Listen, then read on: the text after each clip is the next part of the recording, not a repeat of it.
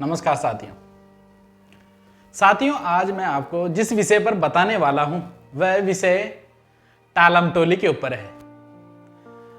कई भारतीय लोगों ने इस पर विशिष्टता हासिल कर ली है। लोग विशेषज्ञ बन चुके हैं, काम को टालने में माहिर बन चुके हैं। कई ऐसे आवश्यक कार्य होते हैं जिसको करना उचित होता है, उसके बावजूद भी वे लोग बहाना बनाते हैं कि मैं नए साल पर यह काम स्टार्ट करूंगा, मेरा जन्मदिन आ जाए, उस जन्मदिन के बाद से मैं ये काम करना शुरू कर दूंगा। मेरा फेवरेट टीवी चैनल आ रहा है तो मैं इसको देखने के बाद में काम शुरू करूंगा। परीक्षा की तैयारी हो, बिल जमा कराना हो, कुछ भी कारण हो, वह काम को टालने में विशिष्टता हासिल कर चुका है। नेपोलियन बोनापार्ट, जो वाटरलू का एक युद्ध हुआ 1835 में, उस दरमियान नेपोलियन बोनापार्ट एक महान योद्धा भी था और महान नायक भी था। परंतु एक समय के अभाव के कारण, समय पर काम न करने की वजह से वह युद्ध हारा वाटरलू का।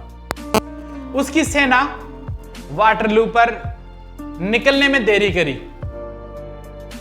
जिसके चलते जो उसका शत्रु था परसुया, उसने वाटरलू पर किलेबंदी कर चुका था उससे जाने से पहले। और युद्ध के दूसरे दिन नेपोलियन बोनापार्ट पर बवासीर का आक्रमण हुआ, जिसके चलते वह घोड़े पर नहीं बैठ पाया। यदि वह रोग के बारे में कोताही नहीं बरतता तो वह युद्ध जीत सकता था, पर एक अनावश्यक काम को न करने की वजह से वह युद्ध हारा।